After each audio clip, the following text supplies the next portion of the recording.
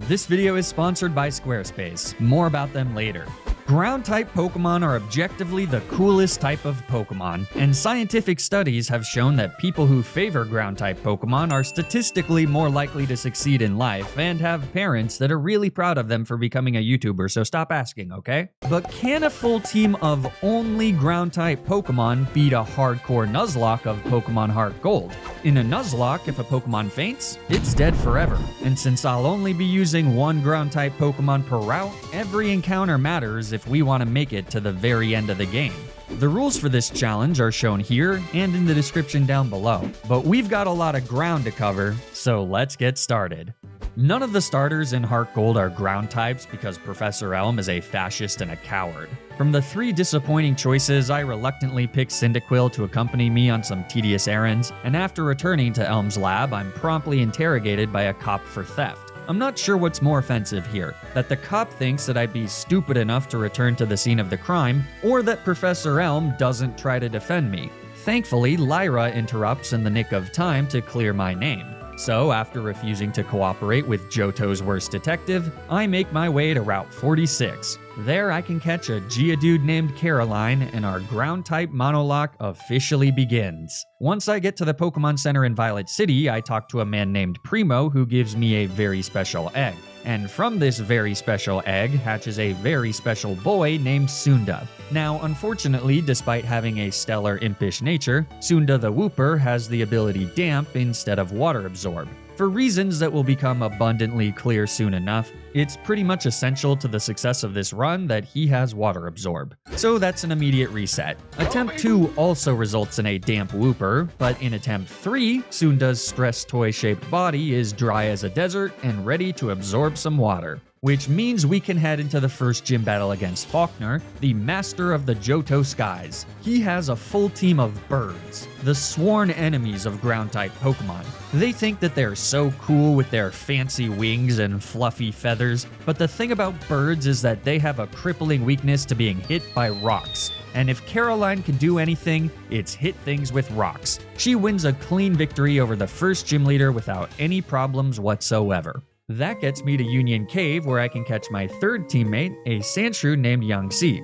Union Cave is also home to Onyx, which in the short run would have probably been a better encounter, but in the long term, Yangtze here is far superior. The second gym battle against Bugsy in Azalea Town is another Caroline sweep. A rock throw is strong enough to one-shot his bird disguised as a bug, and then Metapod and Kakuna fall to 2 more rock throws, and the second gym badge is won. But if you think that the rest of this challenge is going to be as easy as the first 2 gym battles, well, think again. Because next up is the first official fight with my rival in front of Ilex Forest. He leads with Ghastly, who gets off a curse on Caroline before going down to a rock throw. I guess birds aren't the only thing that don't like getting pelted by rocks. With Ghastly dead, or more dead, Croconaw comes in second, which means it's time for Sunda to open wide and start guzzling. With an immunity to Water Gun, he's our only real answer into Croconaw. Activating Water Absorb seems to freak out the enemy AI here, causing it to just spam Scary Face despite already having the speed advantage. This means Sunda can safely whittle away with Mud Shots for a few turns, which will also let us outspeed if we switch out. Once Croconaw's done using Scary Face, he goes for a Rage, which means a 4th Mud Shot gives him an attack boost. And then, on the following turn, the toothy reptile sinks his teeth into Sunda's squishy body, instantly killing him with a vicious critical hit. Though the battle can certainly still be won, life in a Wooperless world is not a life worth living. So that's another reset. 2 actually, because Attempt 4 Sunda once again has the ability Damp. But on Attempt 5, it's pretty trivial to make it back to Azalea Town, back to where we watched Sunda die just a short time ago. Right there where we stood was holy ground, and on this ground was where we'd get our revenge against rival. This time I make sure to play around Croconaw getting an attack boost with Rage. By switching Sunda out, I can reset the Scary Face speed drops and rebait Croconaw into using Water Gun, effectively restoring Sunda's HP anytime she falls into range of a critical hit. This makes it pretty easy to take out Croconaw with a few Tail Whip and Slam combos. That just leaves my rival with Zubat, who takes a full 3 minutes to take down since all of my Pokemon insist on getting hit by 55% accurate Supersonics and then promptly hitting themselves in confusion. Well, that, and I don't want to use Caroline since she's already very close to the next level cap. Infuriating as it is to deal with Supersonic and confusion in general, it's a great reminder that speed is arguably the most important stat for a Nuzlocke. Simply being able to outspeed your opponents drastically reduces your exposure to hacks and RNG. Anyways, with my rival defeated, we've got our furthest attempt yet. North of Goldenrod City, I catch 2 new encounters. Koko's the female Nidoran from Route 35, and Somali the male Nidoran from Route 36. I was pretty excited to welcome these 2 lovebirds onto the team until I realized that they aren't eligible encounters until they fully evolve. And since, as far as I know, I don't have access to a Moonstone until the Pokeathlon Dome unlocks after getting the next gym badge, it's up to Caroline, Sunda, and Yangshi to take on Whitney and her infamous Miltank. Clefairy's there too, but Yangshi makes quick work of her thanks to a lucky Rock Smash crit on turn 1. Instead of rolling the dice with Metronome, Whitney decides to go for a double slap, which Yangshi tanks like a trooper. Whitney wastes the first of her 2 super potions here as 2 more Rock Smashes get the KO. That means that we've got plenty of runway to deal with her Miltank. And we're gonna need it. The basic strategy I have here is to stall her out of Stomp PP by first using Sand Attack with Yangshi, and then switching to Caroline the Geodude who knows Protect and Rest.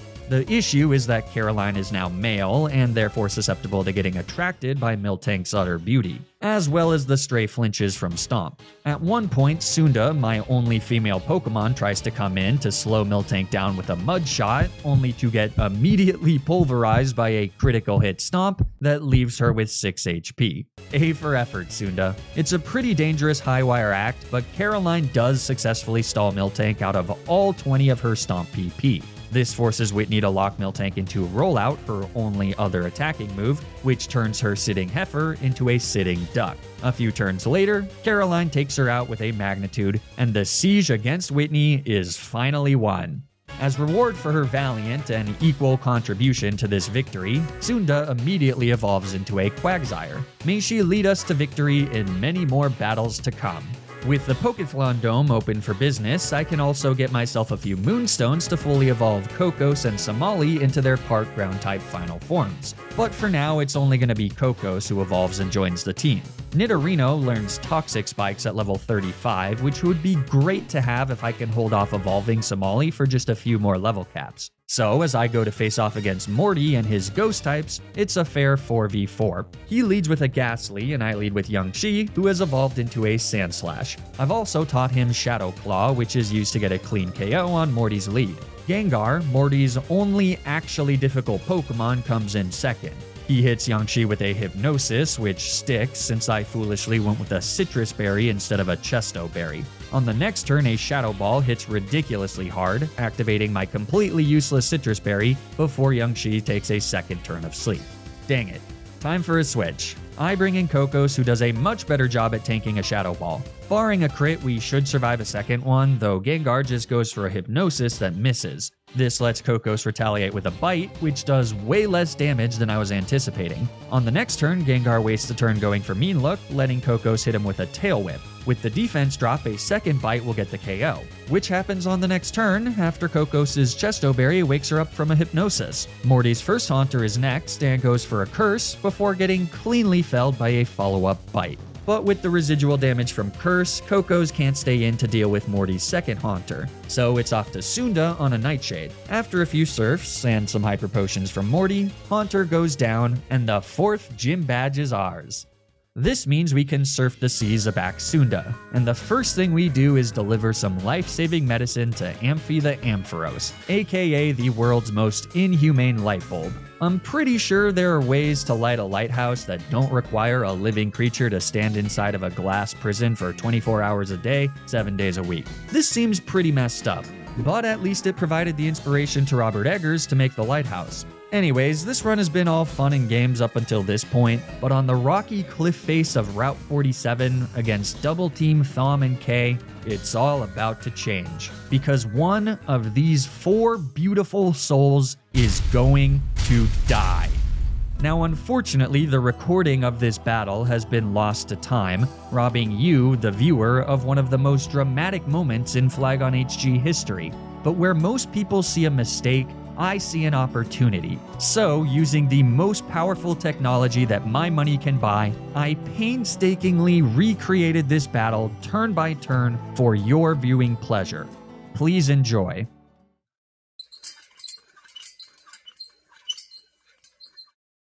Doop-a-doop-a-doo, it is I, Flygon HD, one of the Nuzlockers of all time. I find myself on Route 47, a completely optional route, about to face off against Double Team Thom and K, a completely avoidable battle. Hi, completely avoidable battle, Double Team Thom and K. Hello, Flygon HG. Say, what does the HG stand for? HeartGold, perchance?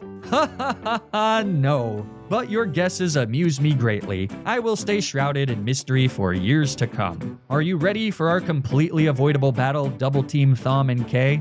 Yes, we are. We will be using our favorite Pokemon from the Johto region. Go, Electabuzz and Magmar. Well then, I shall summon Sunda and Yangshi. Yes, hello. It is me, Sunda the Quagsire. And I am Yangshi the Sandslash. Alright team, let's focus on targeting the Magmar, for Electabuzz is not remotely a threat. Yangshi, you go for a dig, and Sunda, you go for a mud shot. Hi, yes, it's me, the Magmar. I have used Protect, so I am immune to your mud shot. You have also given my friend, colleague, and secret lover, Electabuzz, the chance to set up a light screen for free. I bet you feel foolish now, don't you, Flygon HG? True, this is an unexpected outcome for the first turn, but it is fine. For Yangshi will still hit you with a dig on the following turn, and Sunda can simply go for another mud shot. Yeah, so hi, it's me again, Magmar. Sorry to interrupt, but I have actually used a double Protect. So you have been foiled once more, and you have yet again allowed my friend, colleague, and secret lover Electabuzz to move unpunished. His Swift has struck both your Pokemon. Alright, Magmar, if you're just gonna spam Protect, I guess I'll just have Yangshi take out Electabuzz with a dig. Actually, Magmar here again. I've actually decided to not use Protect this turn, and, well, since I'm unexpectedly faster than Yangshi, I'm just gonna hit him with a really hard flamethrower before he goes underground. This does not feel good, father. Also, because Sunda just hit me with a mud shot, my speed has been lowered, so now on the following turn, I will be slower than Yangshi, but I'm still gonna be faster than Sunda. This does mean that even though Yangshi resurfaces with his dig, killing my friend, colleague, and secret lover Electabuzz, I am now able to hit Yangshi with a second flamethrower, killing him instantly. You, Flygon HG, have been outplayed. Sure, you can kill me in retaliation, but the damage has been done, and you know it. Even in death, I will always be the completely optional Pokemon that ruined your deathless run. You will remember this failure forever, and I will be your deepest regret. I will sit in your mind rent-free, taunting you for years to come until you beg for the sweet, sweet release of death. But guess what, motherfucker? When your time on Earth is over, and you finally walk through those pearly gates, I'll be there, ready to welcome you to eternity. You may think you've won the battle, but it is I, Magmar, who has won. See you soon. What the fuck? Though the sun sets on Yangshi's journey, a new sun rises as we welcome Arabian the Diglett onto the squad. She's got big shoes to fill, which may be difficult given her remarkably small feet, but her usefulness is demonstrated nearly instantaneously, because by leveling her up to level 23, I can use her to guarantee a Steelix from Cliff Cave. This is done via repel manipulation. With Arabian in the lead, repels will prevent us from encountering any Pokemon under the level of 23. Since Steelix is the only Pokemon in Cliff Cave that can be found at level 23, this ensures that our first ground type encounter here will be Steelix instead of Onix, who would be pretty annoying to evolve since the only way to get a Metal Coat before the post-game is to thief it off of a wild Magnemite. So, with Arabian's help and a classic one-ball HG capture, I warmly welcome Nazca the Steelix onto the team. Impetuous and silly, huh? If you say so. The next gym leader is Chuck, and since his Poliwrath can be pretty unpredictable, I figured that it'd be best to have as many hands on deck as possible. So I make the tough decision to evolve Somali into Nidoking, saying farewell to any potential Toxic Spike shenanigans. Poliwrath's combination of Surf and Focus Punch makes him really difficult for my ground types to deal with, especially if he manages to land a Hypnosis or two. However, Chuck's AI is rather notorious for being dumber than an underachieving sack of flour, so with a bit of luck, this might be okay. He leads with Primeape and I lead with Somali. Since Primeape is a male Pokemon, Somali gets a boost to his attack stats thanks to his rivalry ability. This means that a strength does just about 50% as Primeape sets up a double team. There's not much we can do about that except hope that we don't miss on the following turn. A second strength does indeed connect though, so Primeape goes down, and Chuck is left with his second and final Pokemon. Expecting a Surf, I switch to Sunda, but Poliwrath goes for Body Slam instead. No paralysis means that he's free to hit us with a Hypnosis on the following turn, but Sunda wakes up with a Chesto Berry and retaliates with a Mud Shot for some damage and a guaranteed speed drop. Chuck then goes for another Body Slam that miraculously doesn't paralyze again, so Sunda gets off a Yawn for free. A third Body Slam does get a paralysis, but after a second Mud Shot, Poliwrath falls asleep. This grants me a safe switch into Kokos on the guaranteed turn of sleep. Thanks to the Mud Shot speed drops, we can outspeed and nail Poliwrath with a hard Thunderbolt that activates a Citrus Berry. He does wake up and respond with another Hypnosis, but another Chesto Berry means that Kokos is alive, awake, alert, and ready to get the KO with one last Thunderbolt on the following turn. I'm not really sure why Chuck refused to click Surf or Focus Punch, but it certainly did make things a lot easier. That's badge number 5. From here, it's a quick trip to the Olivine City Gym. Arabian, now a Speedy Dub trio, easily dispatches Jasmine's first Magnemity with a Dig. Then Sunda comes in to take out her Steelix with 2 Surfs, and her second Magnemite with a Mud Shot, netting us a victory so easy it was like stealing candy from a baby. Get it? Stealing? And speaking of steals, let me tell you about the steal of a deal brought to you by the sponsor of this video, Squarespace. Squarespace is an online platform that helps you build and manage your own website, whether that's an online store for your business or a personal blog for your thoughts. Using their all-in-one platform, it's quick and painless to easily design professional and polished websites in no time flat. It's like robbing Father Time himself. With the help of their customizable templates, I created poppyhg.com in a flash, introducing the world to the one and only destination to find curated pictures of my corgi puppy, Poppy. She is almost 2 years old, but I'm always gonna call her a puppy. It's better for marketing anyways. Age is the kiss of death. Squarespace also has a ton of other really useful features, like analytic information about the traffic of your website, the ability to add and play embedded videos directly on your website, and Squarespace member areas, which can be used to connect with audiences and create exclusive members-only content. So if you're looking to start a website for your business or hobby, then you should absolutely check out squarespace.com for a free trial. And when you're ready to launch your website, you can use my custom link to save 10% off your first purchase of a website or domain. Thanks so much to Squarespace for sponsoring this video. Now, let's get back to the challenge. With 6 gym badges obtained, Price, the Ice-type gym leader, is next. Though based on his lead, his name should be Pro Water because Seal is not an Ice-type Pokemon. I lead with Kokos, who fires off a Thunderbolt that leaves the little marine mammal with a sliver of HP. We get hit by an icy wind that drops our speed, but fortunately Seal skipped leg day and Kokos still outspeeds. Price heals with a Hyper Potion, so a second Thunderbolt brings our enemy back down into the red. But then on the following turn, we finish off Seal with a third Thunderbolt. That brings in Dewgong second. Somehow he didn't skip leg day, so an Aurora Beam hits Kokos hard, activating a Citrus Berry before she can retaliate with a Thunderbolt. Then I switch to the always impetuous and silly Nazca, who takes neutral damage from Ice-type attacks thanks to her part Steel typing. Unfortunately, a critical hit means she still takes almost 50%, in addition to getting her attack lowered. As a result, after taking a second Aurora Beam, which thankfully doesn't crit, an Iron Tail leaves Dewgong with a sliver. So I switch to Somali, who gets hit hard by an Aurora Beam that yet again gets an attack drop. Better that than a crit though. One last Thunderbolt takes out the unexpectedly challenging Dewgong, leaving Pryce with his final Pokemon, Piloswine. With access to Blizzard, Hail, and the ability Snow Cloak, this is never a particularly fun Pokemon to face off against. Fortunately, Protect can be used to stall out Piloswine's 5 Blizzards somewhat effectively. I switch Somali out into Sunda on Blizzard number 2, which just misses. Blizzard number 3 also misses, which effectively seals up the game. Or should I say, Piloswines up the game. After getting off a free Yawn, a Protect on the next turn wastes Blizzard number 4, but more importantly, puts Piloswine down for a nap.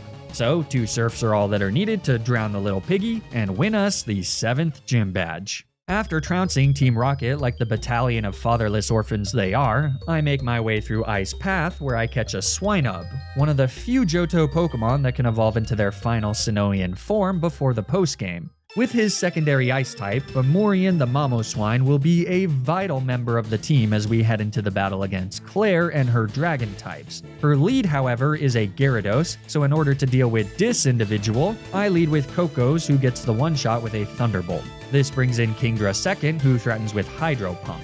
So naturally, it's off to Sunda. These next few turns are really scary because Kingdra's Sniper ability, which causes critical hits to triple in damage, means that virtually nothing will survive a Dragon Pulse if it crits. Fortunately, she opts for Smokescreen on turn 1, letting Sunda hit her with a Yawn. Then, as we switch to Amurian, she just goes for another Smokescreen before falling asleep. This is a little annoying since we can now miss our attacks, but at least Amurian is holding a wide lens. Earthquake successfully connects for a little over 50% on Kingdra's first turn of sleep, though a Citrus Berry means that we won't get the kill with another one. Not that I'd risk missing here anyways. I decide to switch back to Sunda as Kingdra takes another turn of sleep. She actually ends up taking 3 full turns of sleep, so Amurian was safe to miss even 2 more attacks, but there's obviously no way to know how many sleep turns we'll get.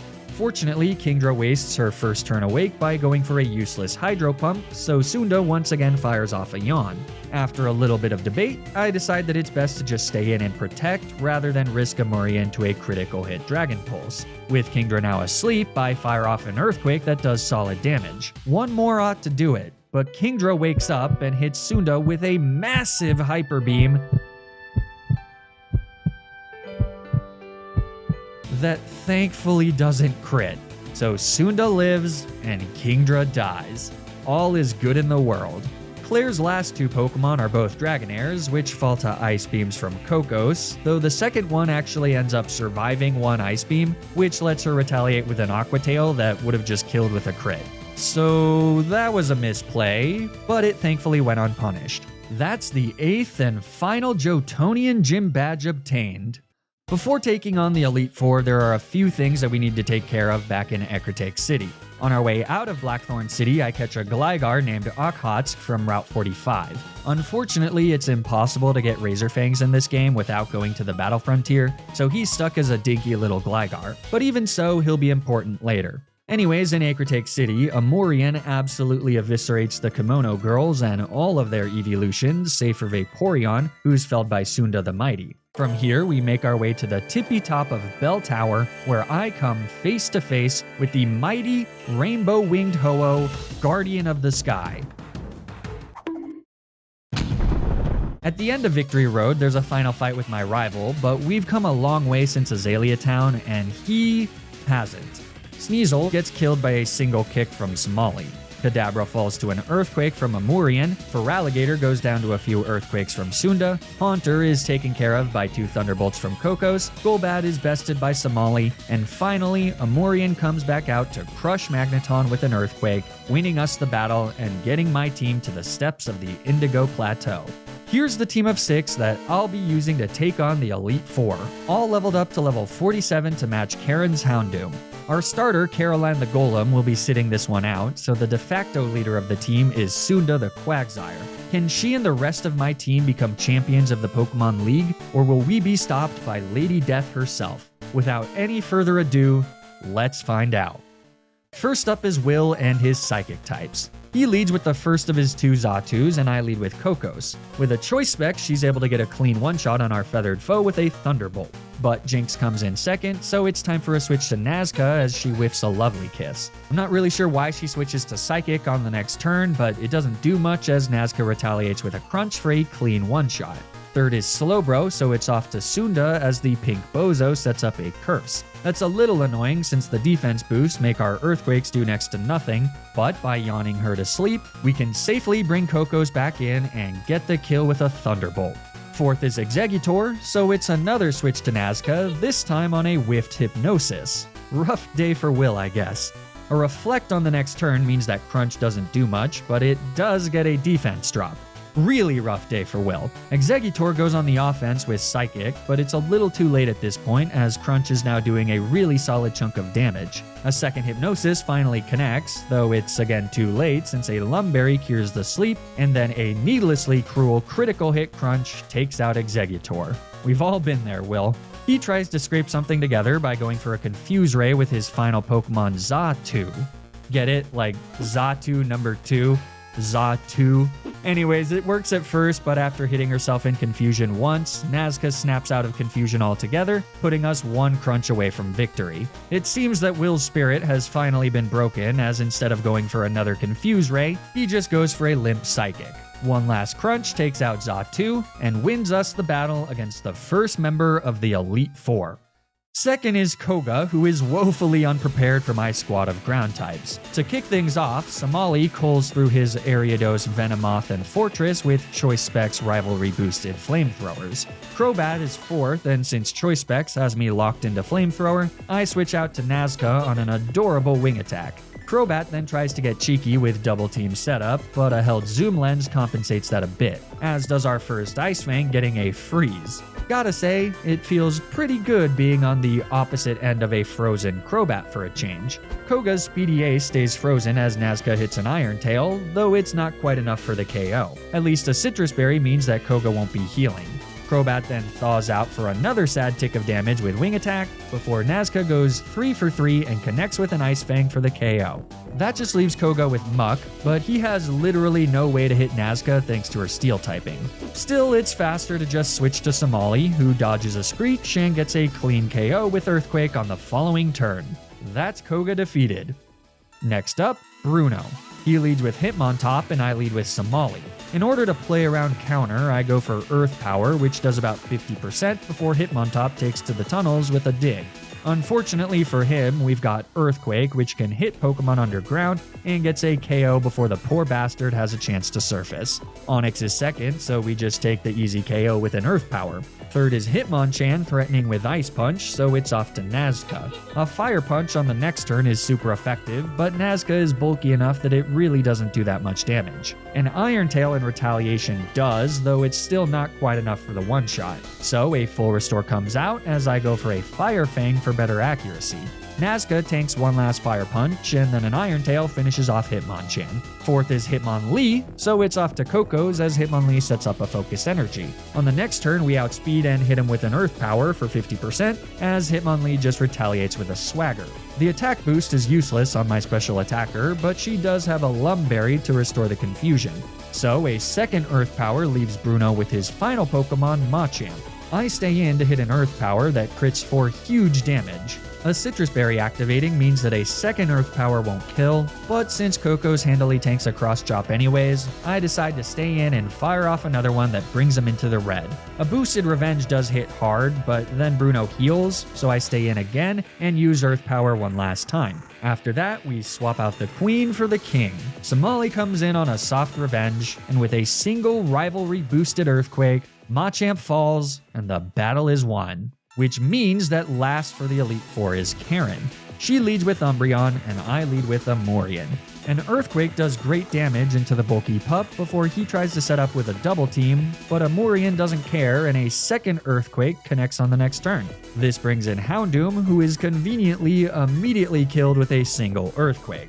That thing always hits crazy hard, so it's really nice to get her out of the way. Speaking of hitting hard, Vileplume is third, so with a wide lens boosted Ice Fang, we take the guaranteed KO.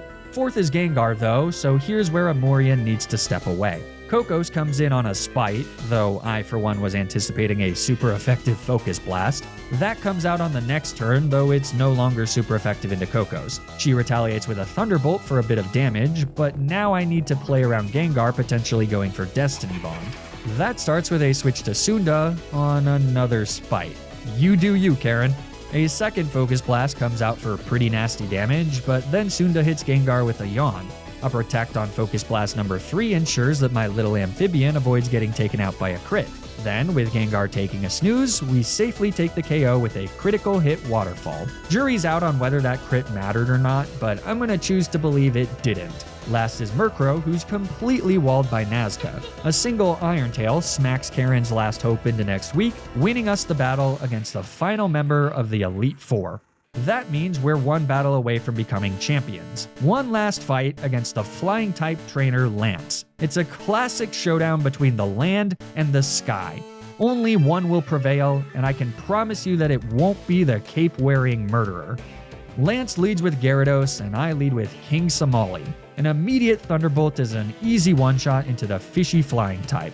That brings Dragonite number 1 out, so it's off to Amorian on a Blizzard that does a very solid chunk of damage. But with our Icy Pig out, we should be able to cleanly plow through Lance's 3 Dragonites. Ice Fang number 1 gets a clean one-shot. Lance's second Dragonite comes out next, so I hit him with another Ice Fang and oh, that is not a Dragonite. Oh shit, oh shit, oh shit, oh shit, oh shit, oh shit, oh shit, oh shit, oh shit. Wait, we got a freeze! Haha! Never punny. Oh shit, oh shit, oh shit, oh shit, oh shit, oh shit, oh shit, oh shit, oh shit, oh shit, oh shit, oh shit, oh shit, oh shit, oh shit, oh shit, oh shit, oh shit, oh shit. Dear Lord, that was incredibly stupid and incredibly lucky. I may or may not have been distracted by a certain someone in the middle of this battle, and Amorian almost paid the price. I'm not risking a low roll here, so I switch Amorian out into Sunda on a weak Dragon Claw. Then we tank an even weaker Shadow Claw as a Waterfall knocks out Charizard. But with Amorian no longer in as Lance's next Dragonite comes out, we're in a bit of trouble. I switch to Nazca, who's able to tank a Dragon Rush, and then we start trading off attacks. Dragon Rush does just little bits of damage, as Ice Fang is enough for a 2-shot. But this second Dragonite isn't really the issue. It's Dragonite number 3 that's the actual problem, because he knows Fire Blast and Outrage. I first switch to Sunda on a Fire Blast that ends up missing.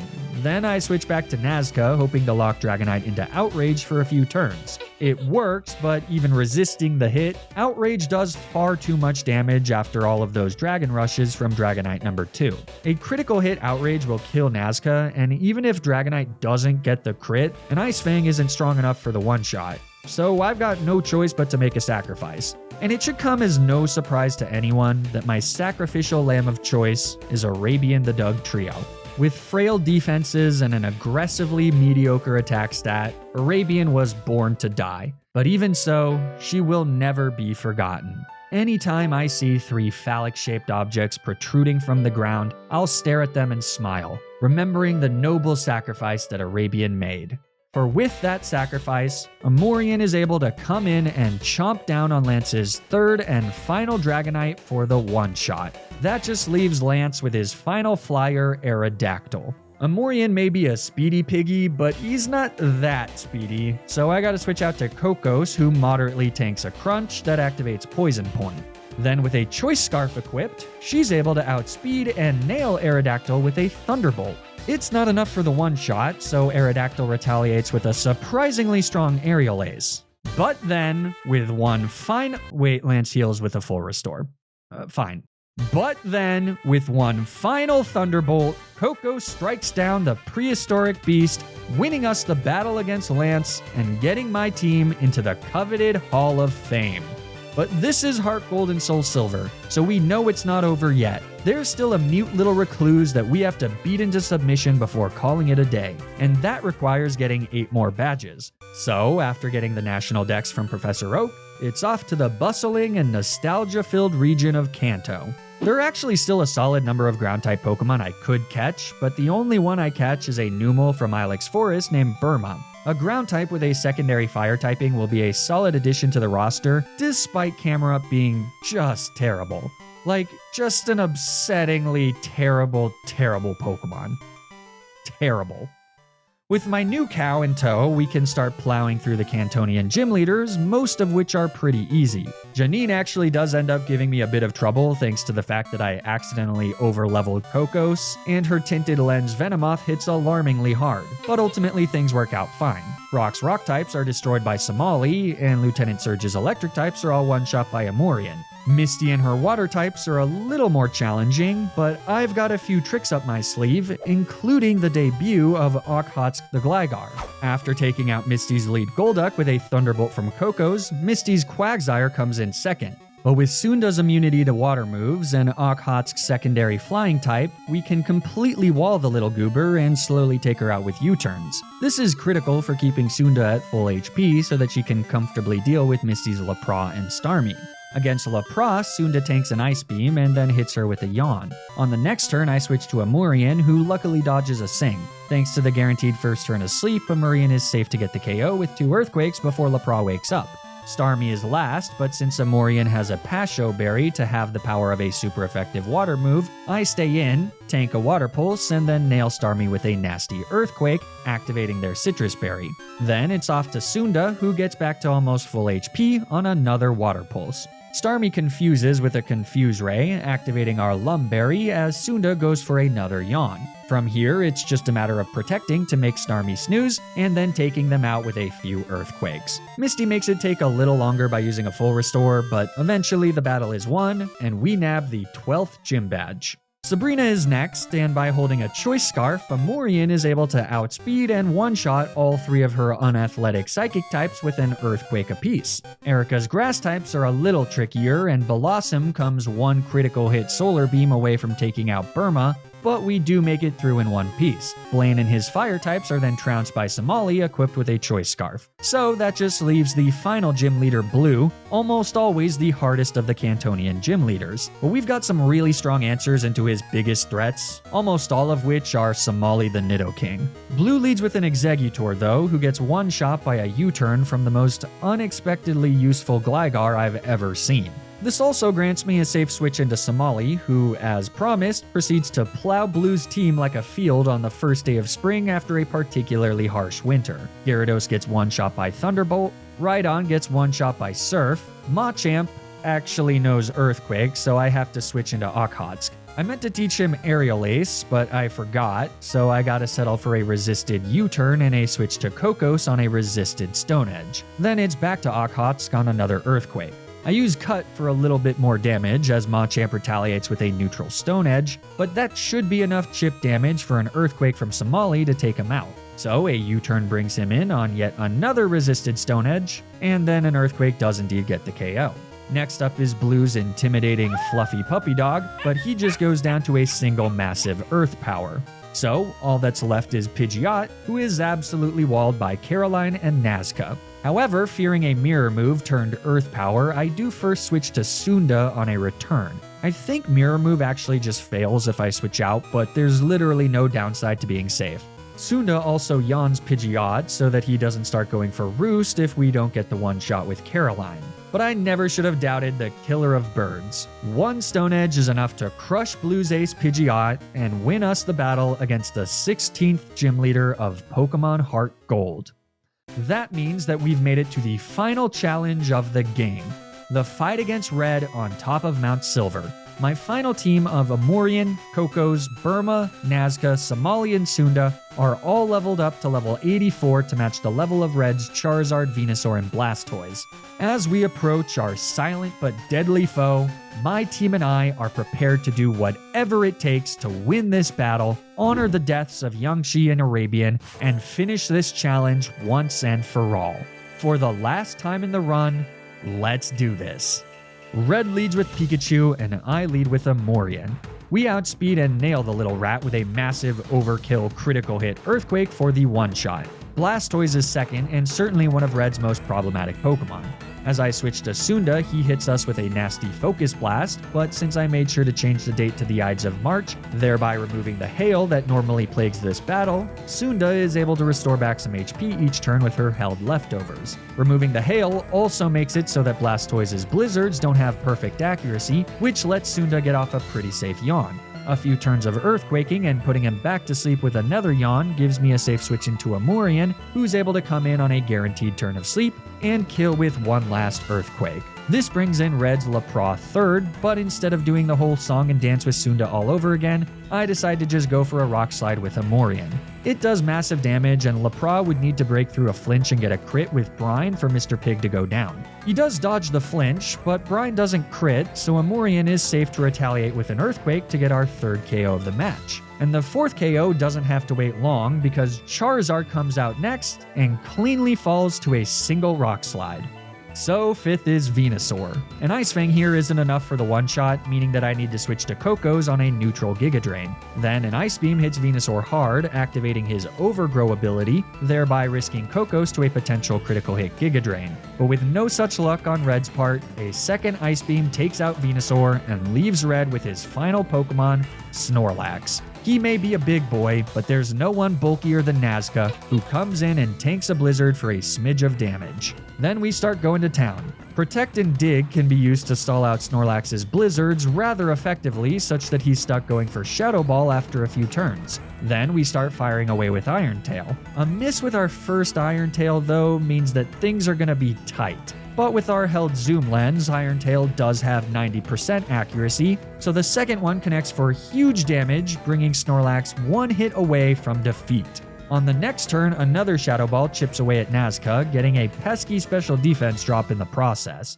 But it is simply too little and too late, because Nazca retaliates with one final Iron Tail, toppling Red's mighty Snorlax and winning us not just the battle, but the entire run.